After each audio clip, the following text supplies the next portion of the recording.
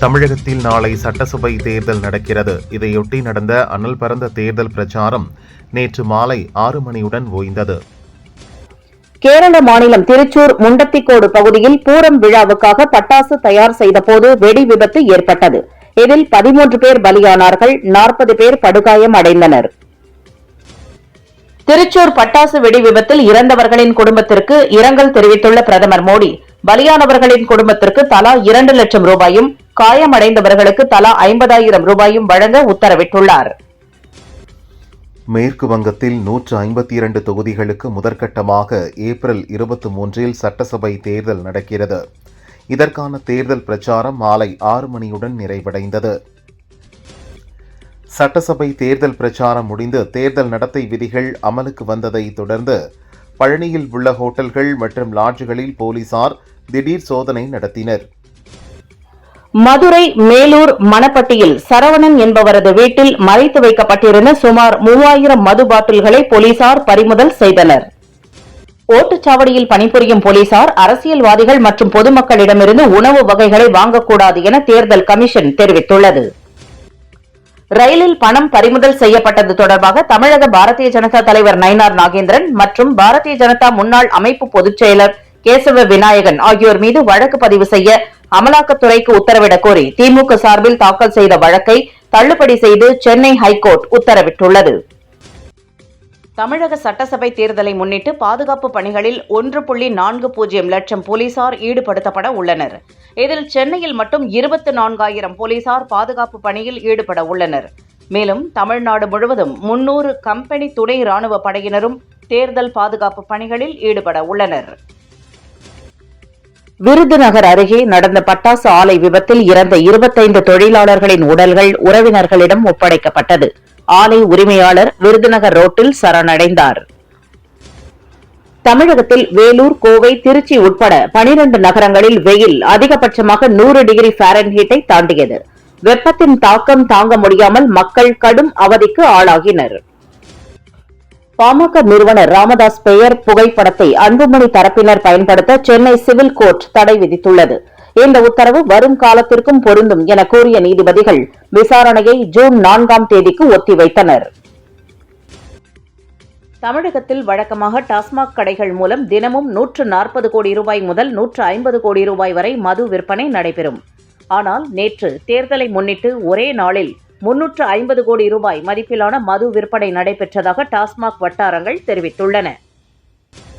தஞ்சை பெரிய கோயில் சித்திரை தேர் விழாவை முன்னிட்டு ஏப்ரல் 27ஆம் தேதி உள்ளூர் விடுமுறை விடப்படுவதாக தஞ்சை கலெக்டர் பிரியங்கா பங்கஜம் அறிவித்துள்ளார். திருவண்ணாமலையில் சிறுமி கூட்டு பாலியல் வன்கொடுமை செய்யப்பட்டதற்கு போலீசார் இன்னும் வழக்கு பதிவு செய்யவில்லை என அண்ணாமலை குற்றம் சாட்டியுள்ளார். திமுக கிரிமினல்களுக்கு அடைக்கலம் கொடுத்து பொறுப்பு கொடுத்து அவர்களை போலீசால் பிடிக்க முடியாத நிலையை ஏற்படுத்தியுள்ளது என்றார். ஈரானில் மரண தண்டனையை எதிர்கொள்ளும் 8 பெண்களை விடுவிக்குமாறு அமெரிக்க அதிபர் டிரம்ப் வலியுறுத்தியுள்ளார். திருச்சி ஸ்ரீரங்கம் ரங்கநாத சுவாமி கோயிலில் கோடை திருநாள் தொடங்கியது. நம்பெருமாளுக்கு பூச்சாற்று உற்சவம் விமர்சையாக நடந்தது. ஈரானிலிருந்து கடந்த 24 மணி நேரத்தில் இதுவரை 2563 இந்திய கப்பல் ஊழியர்களை பாதுகாப்பாக சொந்த நாட்டிற்கு அழைத்து வந்திருக்கிறோம் என மத்திய அமைச்சக இயக்குநர் மன்தீப் சிங் ரந்த்வா தெரிவித்துள்ளார். கடந்த ஜனவரியில் பீப்பாய் கச்சா எண்ணெய் ஒன்று $63 இருந்தது. மார்ச்சில் அதிகரித்து பீப்பாய் ஒன்று $113 அதிகரித்தது என பெட்ரோலிய அமைச்சர் சுஜாதா சர்மா தெரிவித்துள்ளார். ஏப்ரலில் சராசரியாக $116 விலை உள்ளது என்றார். ஐபிஎல் தொடரில் தில்லி அணிக்கு எதிரான ஆட்டத்தில் ஹைதராபாத் அணி 20 ஓவர்களில் 2 விக்கெட் இழப்புக்கு 242 ரன்கள் குவித்தது. அதிகபட்சமாக அபிஷேக் சர்மா 68 பந்துகளில் 135 ரன்கள் குவித்தார். காரைக்குடியில் அமமுக சார்பில் வாக்குக்கு பணம் கொடுக்கும் போது 3 பேர் கைது செய்யப்பட்டனர். 13,85,000 ரூபாய் பணம் பறிமுதல் செய்யப்பட்டது. சட்டசபை தேர்தலில் வாக்களிக்க செல்லும் வாக்காளர்கள் தங்களின் சொந்த ஊர்களுக்கு செல்ல ஏதுவாக சென்னை எழும்பூர் நாகர்கோவில் இடையே சிறப்பு ரயில் இயக்கப்படுகிறது. இதற்கான முன்பதிவு இன்று தொடங்கியது. சட்டசபை தேர்தலை முன்னிட்டு இன்று முதல் 23ஆம் தேதி பிற்பகல் வரை சென்னையில் இருந்து தினசரி இயக்கப்படும் 2092 பஸ்களுடன் 6234 சிறப்பு பஸ்கள் என 11,323 பஸ்கள் இயக்கப்படும் என போக்குவரத்து துறை தெரிவித்துள்ளது. தனுஷின் கரப்படத்தை இயக்கியுள்ள விக்னேஷ் ராஜா படம் பற்றி கூறுகையில், 1990 வேலூரில் நடைபெற்ற ஒரு சம்பவத்தை பேப்பரில் படித்தேன். அது தாக்கத்தை ஏற்படுத்த கரக்கதையை ராமநாதபுரத்தில் நடப்பது போல் மாற்றியுள்ளோம். தனுஷ் கொஞ்சம் நெகட்டிவ் கலந்த கேரக்டரில் நடித்துள்ளார். மமிதா பைஜு வழக்கமான ஹீரோயினாக இல்லாமல் படத்தில் வரும் 4-5 முக்கிய கேரக்டரில் ஒருவராக நடித்துள்ளார் என்றார். வீட்டில் சோதனை நடத்தி சிறைப்பிடித்து விட்டதாக பொய் புகார் கூறிய தமிழக காங்கிரஸ் தலைவர் செல்வ பெருந்தகை மீது சென்னை போலீஸ் கமிஷனரிடம் வருமான வரித்துறை புகார் அளித்துள்ளது. துணை ஜனாதிபதி சிபிஆரின் இலங்கை பயணத்தை முன்னிட்டு அந்நாட்டு அரசு விடுவித்த ராமநாதபுரம் மீனவர்கள் 19 பேர் சென்னை வந்தனர். சங்கம் வைத்து தமிழ் வளர்த்த மதுரை மீனாட்சியம்மன் கோயில் கும்பாபிஷேகத்தில் அதிக அளவில் தமிழ் மொழியை பயன்படுத்த வேண்டும் என ஐகோர்ட் மதுரை கிளை உத்தரவிட்டுள்ளது. இந்த உத்தரவுக்கான நகல் தமிழிலும் வழங்கப்படும் என தெரிவித்தது. எதிர்க்கட்சிகளின் ஆதரவு இல்லாமல் மகளிர் இடஒதுக்கீடு மசோதா லோக்சபாவில் தோல்வியடைந்ததற்கு எதிராக ஜன் ஆக்ரோஷ் மகிழா பாத யாத்திரை என்ற பெயரில் உத்தரப்பிரதேச முதல்வர் யோகி ஆதித்யநாத் நடைபயண போராட்டம் நடத்தினார். தேசியவாத காங்கிரஸ் தலைவர் சரத்பவாருக்கு திடீரென உடல்நலக் குறைவு ஏற்பட்டது. இதனால் அவர் மும்பையில் உள்ள மருத்துவமனையில் அட்மிட் செய்யப்பட்டார். அங்கு அவருக்கு சிகிச்சை அளிக்கப்பட்டு வருகிறது. கேரள மாநிலம் திருச்சூர் முண்டகத்திக்கோடு பகுதியில் உள்ள பட்டாசு சேமிப்பு கிடங்கில் திடீரென தீப்பிடித்தது. பட்டாசுகள் வெடித்து சிதறியதில் 5 பேர் பலியானார்கள். பற்றி எரியும் தீயை அணைக்கும் பணியில் தீயணைப்பு வீரர்கள் ஈடுபட்டுள்ளனர். வெடி விபத்துகளை தடுக்க கோடைக்காலமான ஏப்ரல், மே, ஜூன் ஆகிய மாதங்களில் பட்டாசு உற்பத்திக்கு தடை விதிக்கலாமே என கருத்து தெரிவித்த ஹைகோர்ட் மதுரை கிளை நீதிபதிகள் இது தொடர்பாக அரசு முடிவெடுக்க வேண்டும் என்றனர். ஆர்மூஸ் ஜலசந்தியில் சிக்கியுள்ள 14 இந்திய கப்பல்களை பத்திரமாக வெளியேற்ற மத்திய அரசு தீவிர முயற்சி மேற்கொண்டுள்ளதாக இந்திய வெளியுறவு செய்தி தொடர்பாளர் ரந்தீர் ஜெய்ஸ்வால் தெரிவித்துள்ளார். ஈரான் அதிகாரிகளுடன் நாங்கள் தொடர்ந்து தொடர்பில் இருந்து வருகிறோம் என்றார். ஈரான் பிரதிநிதிகளுடன் நேருக்கு நேர் பேச்சுவார்த்தை நடத்த தயாராக உள்ளதாக அமெரிக்க அதிபர் டிரம்ப் அறிவித்துள்ளார். போர் நிறுத்த நீட்டிப்பு சாத்தியமற்றது. உடன்பாடு எட்டப்படாவிட்டால் போர் வெடிக்கும் என டிரம்ப் எச்சரிக்கை விடுத்துள்ளார். திருச்சி மலைக்கோட்டை தாயுமான சுவாமி கோயிலில் சித்திரை தேர் திருவிழா கொடியேற்றத்துடன் தொடங்கியது. தேரோட்டம் அடுத்த மாதம் 9ஆம் தேதி நடைபெறவுள்ளது.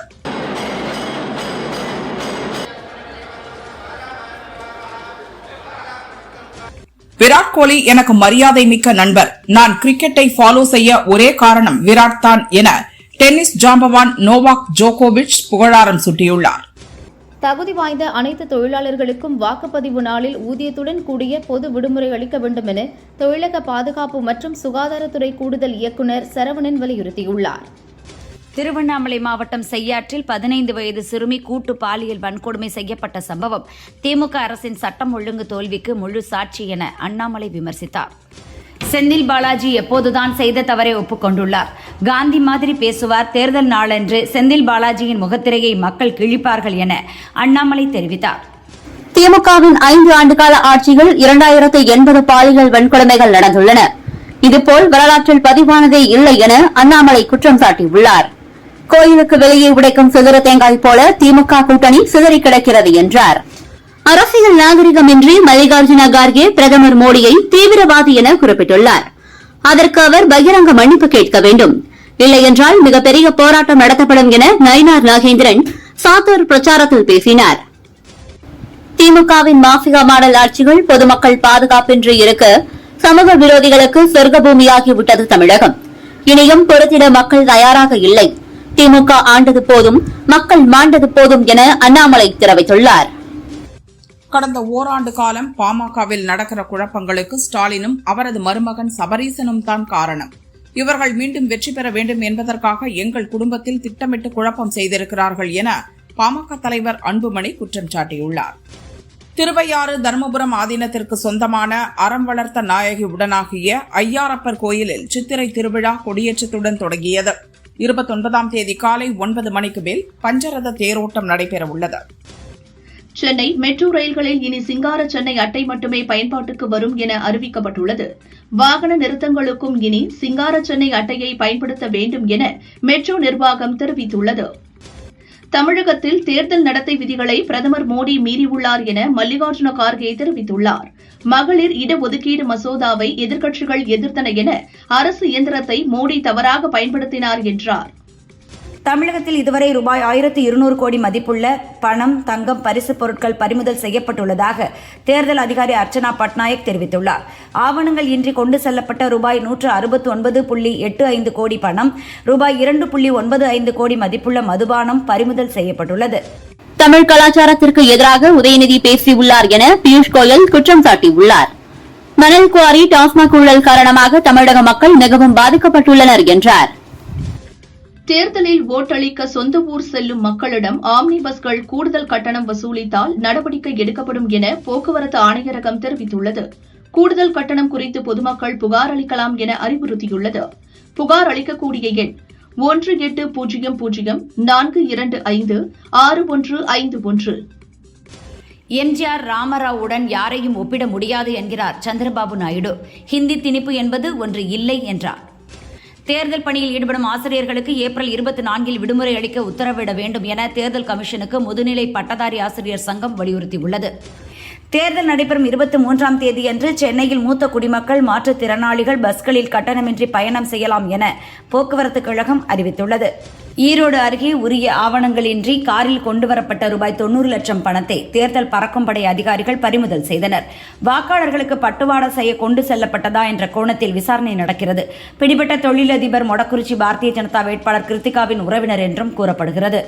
தங்கம் விலையில் இன்று மாற்றம் எதுவும் இல்லை. 1 கிராம் 14,300 ரூபாய்க்கும், சவரன் 1,14,400 ரூபாய்க்கும் விற்பனை செய்யப்படுகிறது. வெள்ளி விலை கிராமுக்கு 5 ரூபாய் குறைந்து 1 கிராம் 275 ரூபாய்க்கு விற்கப்படுகிறது. சபரிமலையில் அனைத்து வயது பெண்களும் வழிபட அனுமதித்த தீர்ப்பை எதிர்த்து சுப்ரீம் கோர்ட்டில் தாக்கல் செய்த மறு ஆய்வு மனுக்கள் மீதான விசாரணை 7 நீதிபதிகள் அடங்கிய அரசியல் சாசன அமர்வு முன் இன்று விசாரிக்கப்படுகிறது.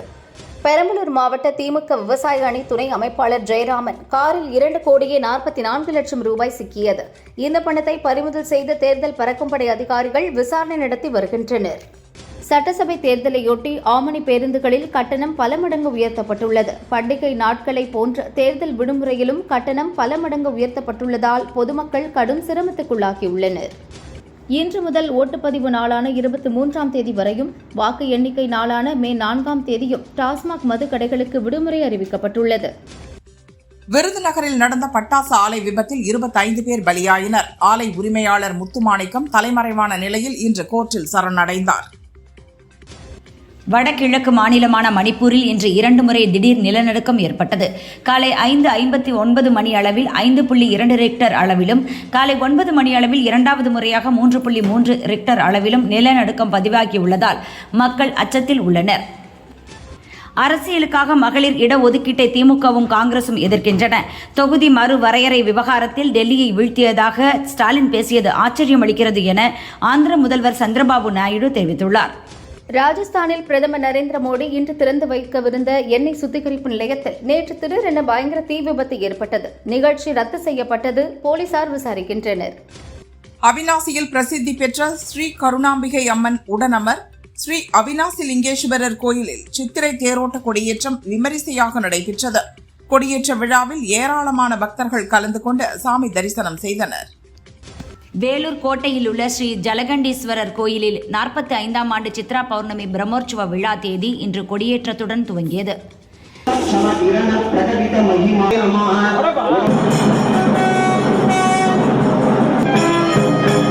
வேலூர் ஜலகண்டீஸ்வரர் கோயிலில் ஸ்ரீ சங்கரர் ஜெயந்தி விழாவை முன்னிட்டு சங்கரருக்கு சிறப்பு அபிஷேகங்கள், அலங்காரங்கள் செய்து தீபாராதனைகள் காட்டி திரளான பக்தர்கள் சாமி தரிசனம் செய்தனர்.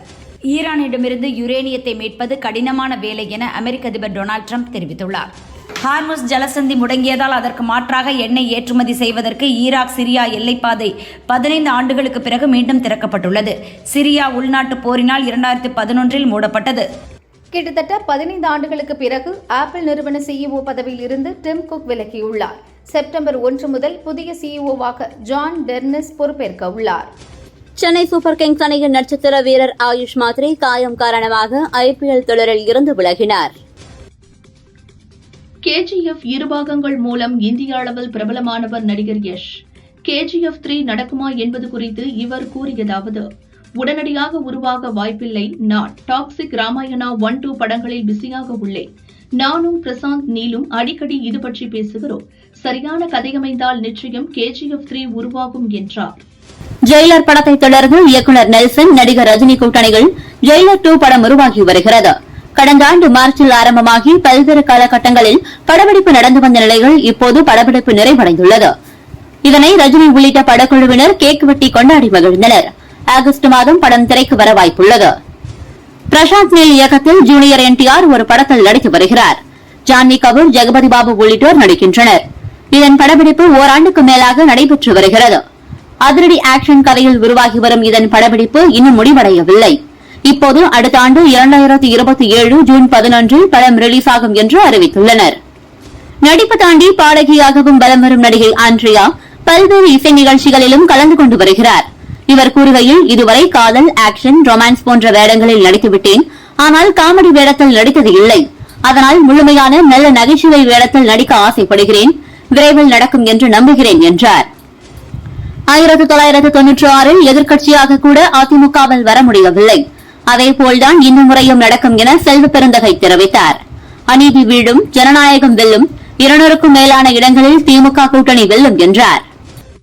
இந்த வாரம் F24இல் பிரேக்ஃபாஸ்ட் கமாண்டோவின் லவ் ஸ்டோரி, பேட்டில், பாவக்கூத்து, தீயோர் கூடம் ஆகிய 5 தமிழ் படங்கள் ரிலீஸ் ஆகின்றன. இவற்றுடன் புதிய படங்களுக்கு இணையாக அஜித்தின் அமர்கலம், விஜயின் சிவகாசி, மாதவனின் ரன் படங்களும் ரீரிலீஸ் ஆகின்றன. எம்ஜிஆரின் மாட்டுக்கார வேலன் படம் ஏப்ரல் 23ஆம் தேதி ரிலீஸ் ஆகிறது. இயக்குநர் ரத்னகுமார் தற்போது 29 என்ற படத்தை இயக்கியுள்ளார். விது, பிரீத்தி அஸ்ரானி ஆகியோர் நாயகன் நாயகியாக நடித்துள்ளனர். காதல் கதையில் உருவாகியுள்ள இப்படத்தின் படப்பிடிப்பு முடிந்து மற்ற பணிகள் நடைபெற்று வந்தன. இந்நிலையில் மே 8 படம் ரிலீஸ் என இப்படத்தின் தயாரிப்பாளர் இயக்குநர் லோகேஷ் கனகராஜை வைத்து ஒரு ஜாலியான வீடியோவை வெளியிட்டு அறிவித்துள்ளனா்.